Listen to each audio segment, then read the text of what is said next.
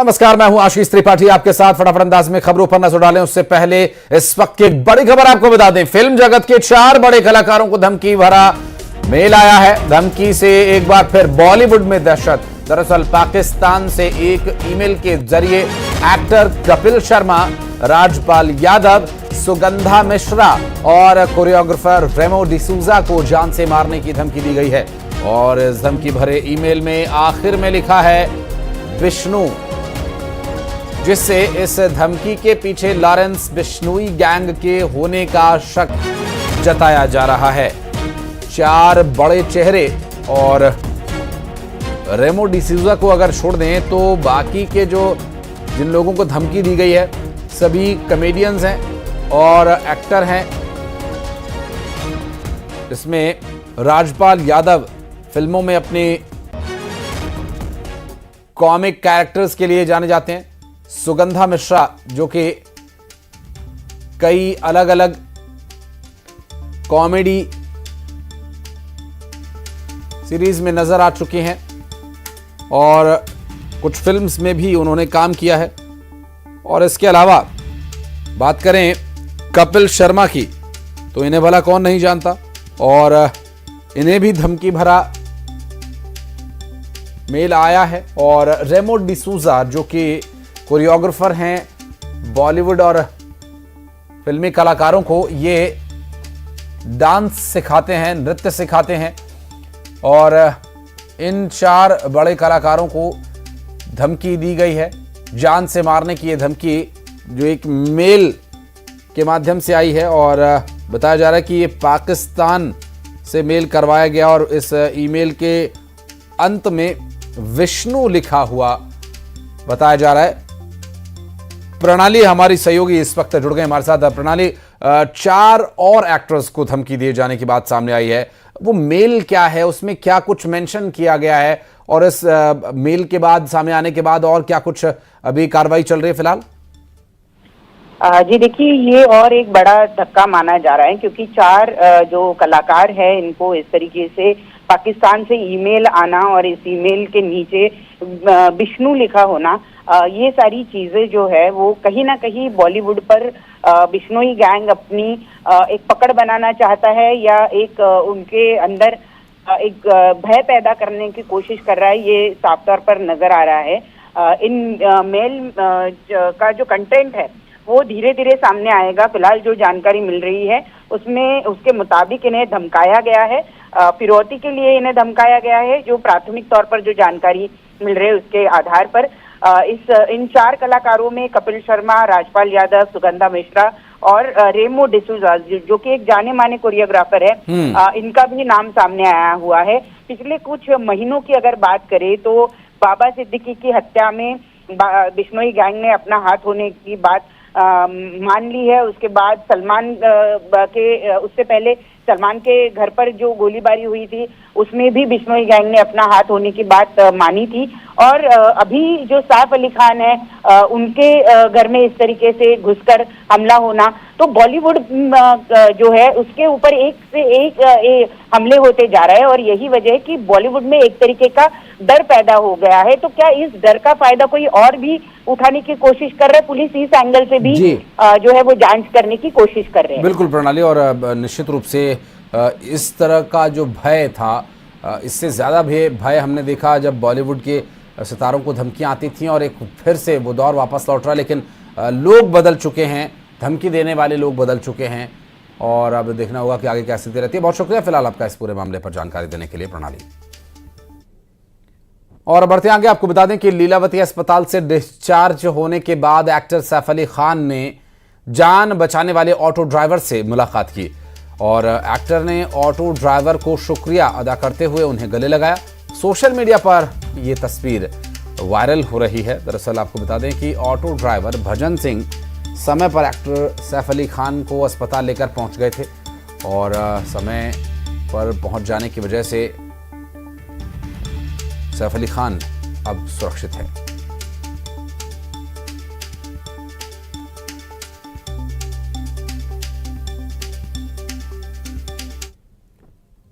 और बढ़ते आगे, नीमच में तस्करी मामले को लेकर हंगामा हो गया। जिले के मनासा थाना क्षेत्र के चौकड़ी गांव में ग्रामीणों ने पुलिस टीम को घंटों तक बंधक बनाए रखा और इस दौरान पुलिस ग्रामीणों के बीच झड़प भी हुई। ग्रामीणों ने पथराव किया तो पुलिस ने जवाब में आंसू गैस के गोले दागकर लोगों को तितर-बितर किया। दरअसल ग्रामीणों का आरोप यह था कि सिंगोली पुलिस ने चौकड़ी गांव में युवक को एनडीपीएस मामले में 35 किलो डोडा चूरा के साथ पकड़ा, लेकिन पुलिस ने डोडा चूरा की मात्रा अधिक बता दी। आरोप ऐसा लगा, जिसे लेकर ग्रामीणों ने हंगामा किया और कथित आरोपी पुलिस कर्मचारियों पर कार्यवाही किए जाने की मांग की है।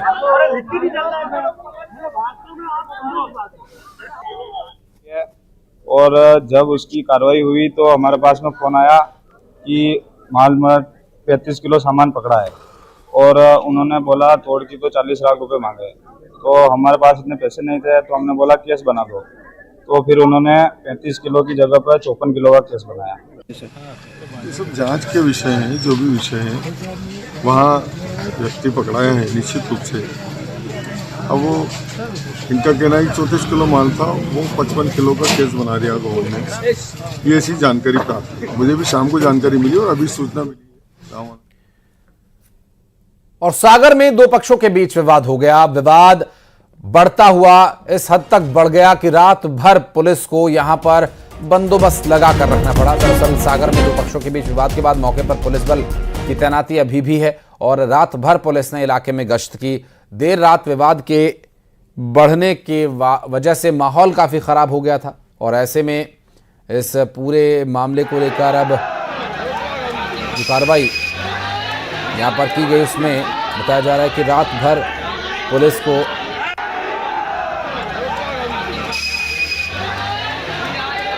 बंदोबस्त बनाकर रखना पड़ा।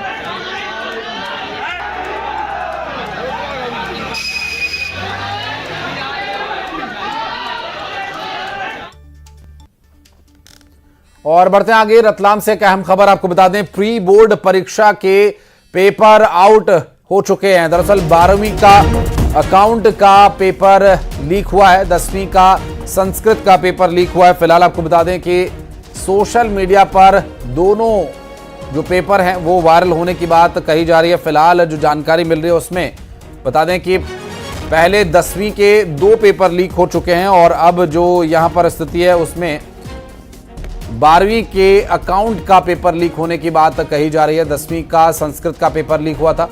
सुधीर जैन हमारे सहयोगी इस वक्त हमारे साथ जुड़ के बात करेंगे उनसे। सुधीर, अभी क्या डिटेल्स मिल पा रही है ये पेपर लीक होने की बात जो सामने आई है?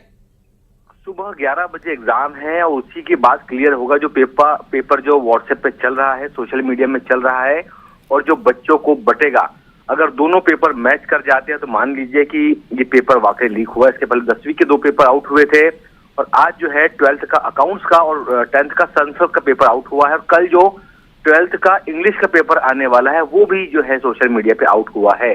तो कुल मिलाकर प्री बोर्ड का एग्जाम है और ये इन एग्जाम के जो है मार्क्स जुड़ते नहीं है एनुअल एग्जाम में, तो लेकिन तैयारी बेशक एनुअल एग्जाम की तरह ही होती है, लेकिन ये एक तरह का लिटमस टेस्ट है तैयारियों का भी और सुरक्षा प्रबंधकों का कि आखिर किस तरह से पेपर लीक हो जाते हैं। 2 दिन पहले प्राचार्य के अकाउंट पे ये पर्चा जो है अपलोड होता है, वहां से ये लोग डाउनलोड करके प्रिंट आउट निकालते और इसी दौरान मुझे लगता है कि कहीं ना कहीं चूक हो जाती है। तो 11 बजे करीब क्लियर हो पाएगा कि आखिर क्या वाकई ये वही पर्चा है या कुछ या असामाजिक तत्वों की बदमाशी है। लेकिन इसके पहले 2 पर्चे लीक हुए थे और इसी तरह ये 3 पर्चे अब और सामने आए हैं, तो कहीं ना कहीं लापरवाही तो दिखाई दे रही है। और शिक्षा विभाग इस बारे में क्या कह रहा है? संबंधित विभाग और प्रशासनिक अधिकारी क्या कह रहे हैं? देखिए, अभी तो किसी को भनक ही नहीं है कि आखिर ये क्या मामला है, कैसा है, इनके पास पेपर पहुंचे हैं या नहीं पहुंचे। मेरी एक जिम्मेदार से जरूर बात हुई थी तो उनका भी यही कहना था कि 11 बजे तक आप रुकिए, क्रॉस चेक कीजिएगा कि आपके पास जो एग्जाम का पेपर है और हमारे पास जो हम बांटेंगे बच्चों को क्या ये वही पेपर है। तो वो क्रॉस चेक का इंतजार कर रहे हैं और 11 बजे ही खुलासा हो पाएगा कि क्या ये वाकई वही पेपर है जो सोशल मीडिया में लगातार वायरल हो रहा है। ठीक है, बहुत शुक्रिया आपका इस पूरे मामले पर जानकारी देने के लिए। आप नजर बनाए रखिएगा आगे क्या स्थिति रहती है, ये भी डिटेल्स लेंगे आपसे। प्री बोर्ड की परीक्षाओं के पेपर लीक होने की आगे अपडेट देते रहेंगे आपको। और बढ़ते आगे, आप बता दें आपको कि भोपाल में रात 10 बजे के बाद अगर डीजे बजाया तो आपको कार्रवाई का भी सामना करना पड़ सकता है। जी हां, इस पूरे मामले में बोर्ड परीक्षाओं को देखते हुए निर्णय लिया गया है। और आपको ये भी बता दें कि 10वीं और 12वीं की परीक्षाओं के चलते ये निर्णय लिया गया है। छात्रों की पढ़ाई में दिक्कत नहीं होनी चाहिए, इसलिए ये फैसला लिया गया है। और अभी रात 10 बजे के बाद डीजे बजाए जाने को लेकर जो नियम तय हैं उस पर कोई भी लापरवाही, कोई भी कोताही न बरती जाए, इसके लिए प्रशासन की ओर से निर्देश जारी कर दिए गए हैं। और इस पूरे मामले को लेकर आगे इस पर प्रशासनिक स्तर पर निगरानी रखी जाएगी।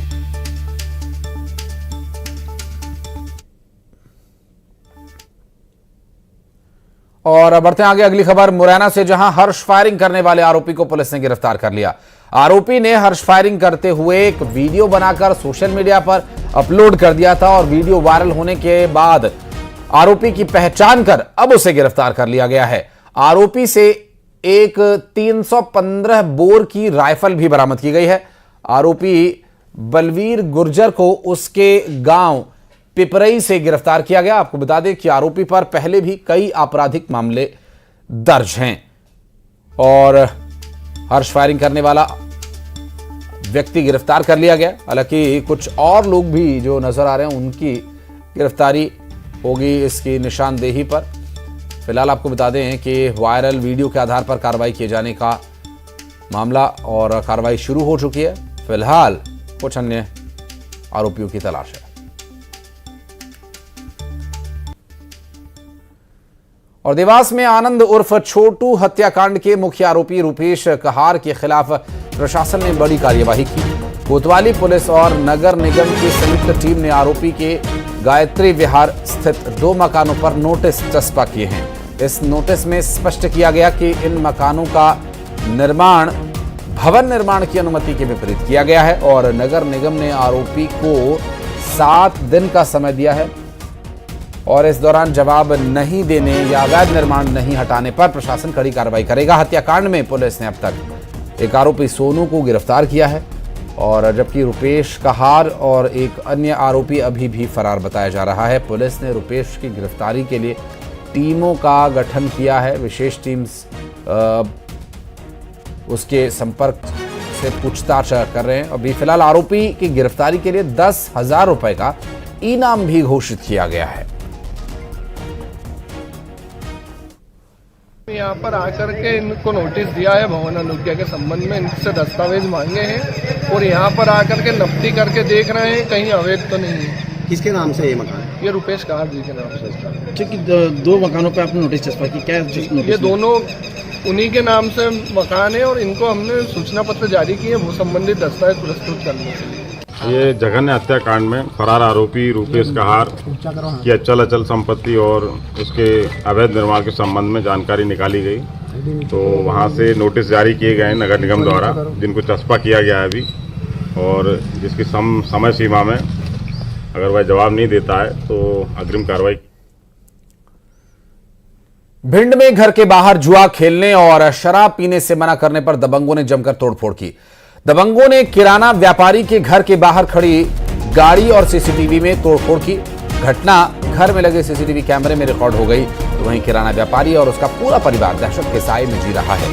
किराना व्यापारी ने बताया कि आए दिन दबंग हमसे शराब पीने के लिए रुपए की मांग करते हैं और नहीं देने पर घर में लगे सीसीटीवी कैमरे और मकान में तोड़फोड़ करने लगते हैं। इससे पहले भी दबंगों ने घर में तोड़फोड़ की थी और तब भी शिकायत पर पुलिस ने आरोपी को लेकर गई थी और लेकिन फिर उसे छोड़ दिया गया बाद में।